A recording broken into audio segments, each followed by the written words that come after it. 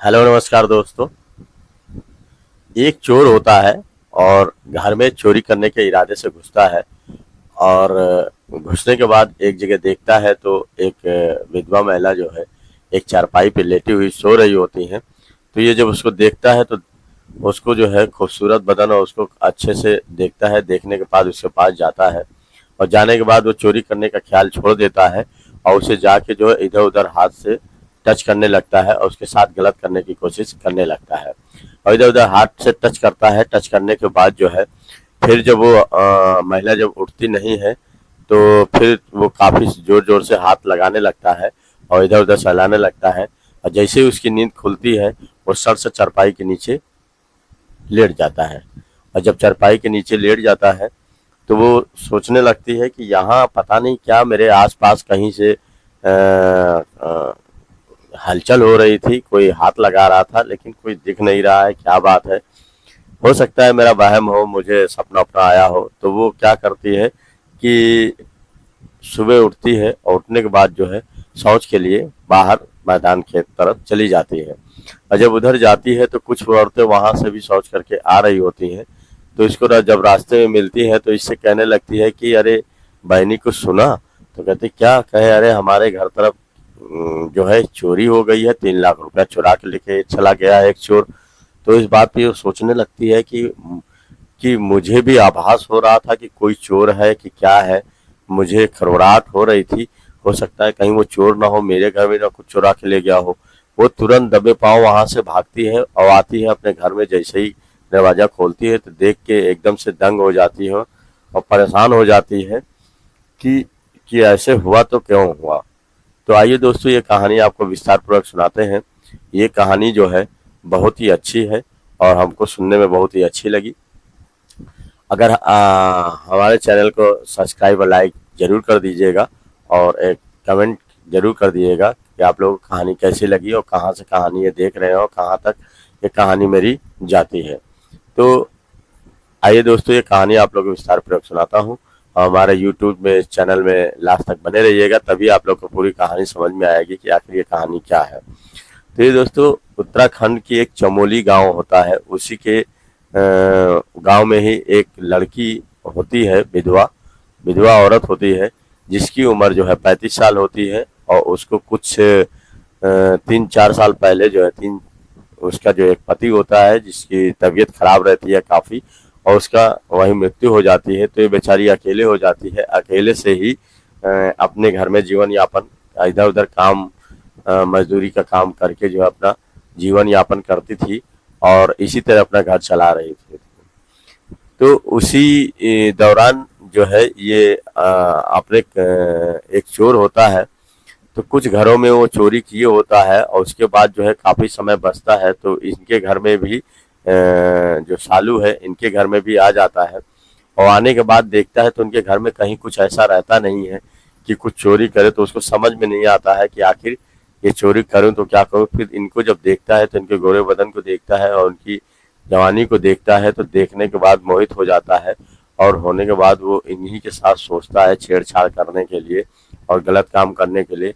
फिर आता है इनके पास जो है ये काफी गहरी नींद में सो रही होती हैं तो ये उनको साथ छेड़छाड़ शुरू कर देता है और जब उनको छूता है तो तभी उसकी नींद जैसे ही खुलती है तो सर से अपने किन्हीं के चरपाई के नीचे लेट जाता है। और नवंबर का महीना हल्का हल्का ठंडा हो रहा होता है तो इसको भी कुछ ठंड टाइप की लग रही होती है।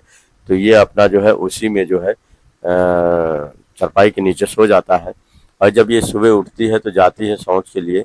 तो जाने के बाद देखती है तो वहां पे जो है कुछ औरतें भी आ रही होती हैं खेत तरफ से। तो वो जब बताती हैं, कहती हैं कि एक चोर आया था और वो कुछ चोरी करके ले गया है, सुना है कि 3-4 लाख रुपया चोरी हो गई है।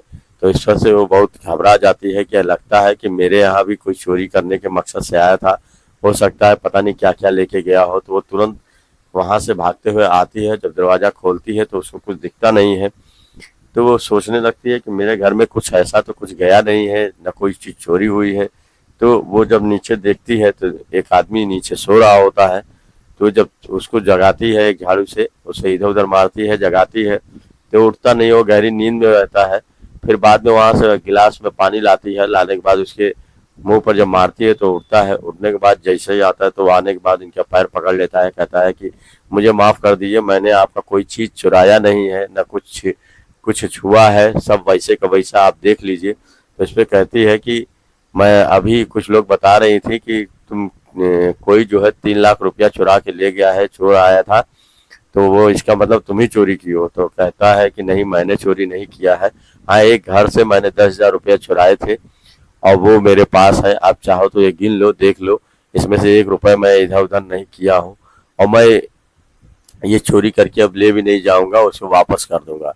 तो इस पे से वो कहती है कि आखिर तुम्हें इस चोरी करने की जरूरत क्या पड़ गई कि इतने हट्टे कट्टे हो, जवान हो, देखने में खूबसूरत हो, सब कुछ हो, और फिर ये तुमको चोरी करने की लत कैसे लग गई। तो वो कहता है कि क्या बताऊं मैं, आपको पूरी कहानी सोचता हूँ सुना दूं।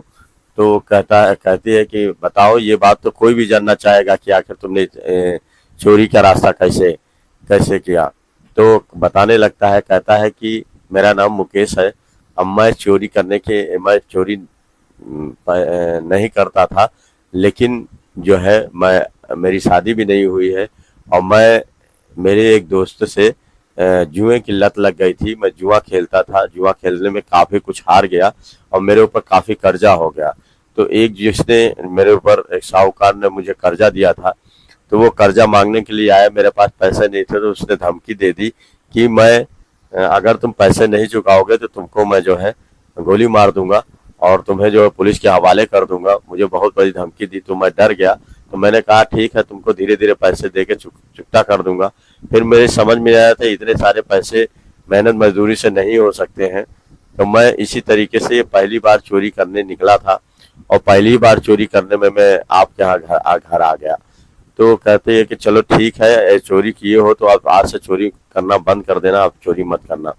तो इस बात पे जो है बाहर जब जैसे ही निकलती हैं, जैसे ही वो निकलती है सालू, तो देखती है तो कुछ गांव वाले लाठी डंडा लेके घूम रहे होते हैं। कहते हैं कि चोर अभी भी यहीं कहीं गांव में छुपा हुआ है और मैंने वो जो है चोर को, हम लोग को मारेंगे, पुलिस के हवाले भी कर देंगे और उसे बहुत मारेंगे, उसने बहुत पैसा चुराया है।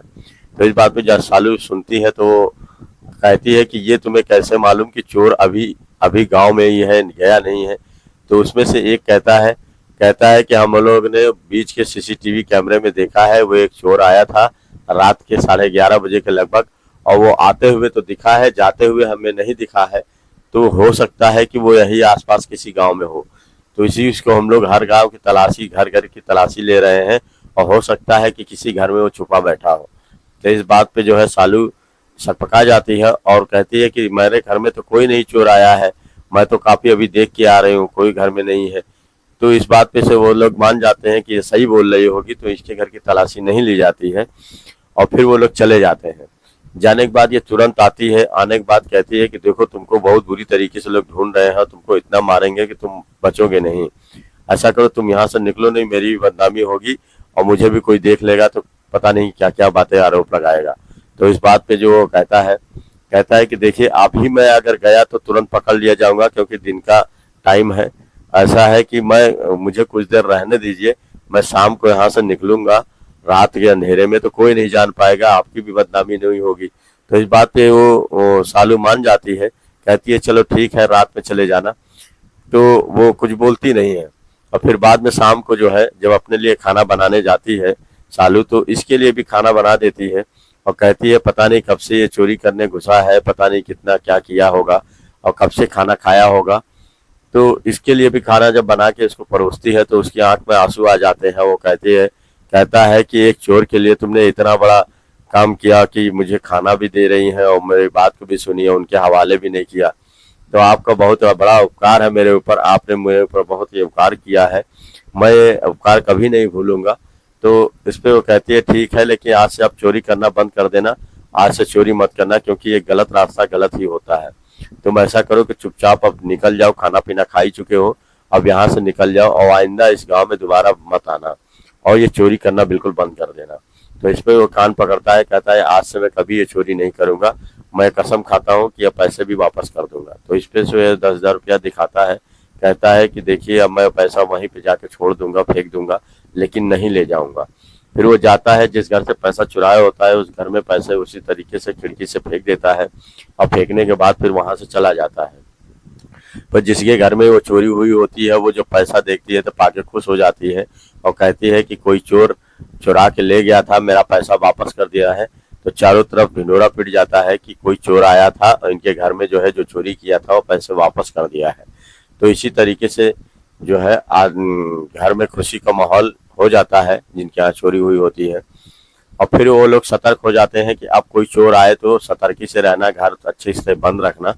फिर इसी तरीके से कुछ दिन का समय बीत जाता है, और कुछ समय बीतने के बाद जो है कम से कम 6 महीने का समय बीत जाता है। और बीतने के बाद जो है एक दिन क्या करती है कि ये जो सालू होती है सब्जी खरीदने जाती है, और जब देखती है तो वहां पे वही जो लड़का होता है मुकेश, वो भी सब्जी खरीद रहा होता है। तो जब ये देखती है तो उसको पहचान जाती है। पहचानने के बाद उससे कहती है कि अरे तुम कहाँ थे, आज तक दिखे नहीं, 6-7 महीना हो गया। तो वो बताने लगा कि देखिए मैं देहरादून चला गया था और वहीं पे कमाने धमाने लगा था, मैंने चोरी भी छोड़ दी, अब मैं कोई चोरी काम नहीं करता हूँ और अच्छा खासा कमाता हूँ, मेरे पास पैसे हैं, सब कुछ है। तो इस पर से वो कहती है कि चलो एक नेक इंसान तो बने, चलो चोरी काम बहुत गलत था, तुमने अच्छा हुआ छोड़ दिया। तो उसको बहुत अच्छा लगता है। फिर वो दोनों किनारे जाते हैं और काफी देर बातें करते हैं। बातें करने के बाद जो है वो चोर जो मुकेश होता है वो कहता है कि मुझे आप बहुत अच्छी लगती हैं।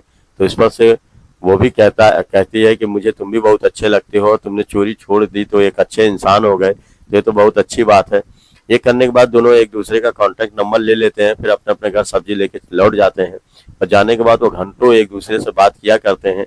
तो बात करते करते मुकेश कह बैठता है कि क्या तुम मेरी मुझसे शादी करोगी। तो इस बात पे जो है शालू कहती है कि हाँ, अगर तुम्हें कोई एतराज ना हो तो मैं शादी करने के लिए तैयार। फिर दोस्तों वो क्या होता है कि वो दोनों शादी कर लेते हैं, और शादी करने के बाद एक अच्छा सा जीवन गुजर बसर करने लगते हैं और अच्छे से अपना परिवार चलाते हैं। उनके एक बेटा भी होता है और वो सब सुधर जाते हैं, और सुधरने के बाद जो है उनका जीवन काल अच्छे से चलने लगता है।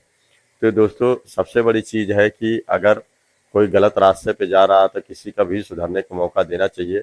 जैसे कि ये औरत जो है उस बुरे इंसान को भी एक अच्छे रास्ते पे ले आई और सुधर के एक अच्छा इंसान बन गया। तो कोई आदमी जन्म से ऐसा नहीं बनता है, अगर किसी को सुधरने का मौका दिया जाए तो कोई भी सुधर सकता है। ये कहानी आप लोगों को सुनाने का मेरा मकसद यही था कि कोई भी आदमी इंसान जो है अगर गलत रास्ते पे चला गया है तो उसे सुधरने का मौका देना चाहिए। धन्यवाद दोस्तों।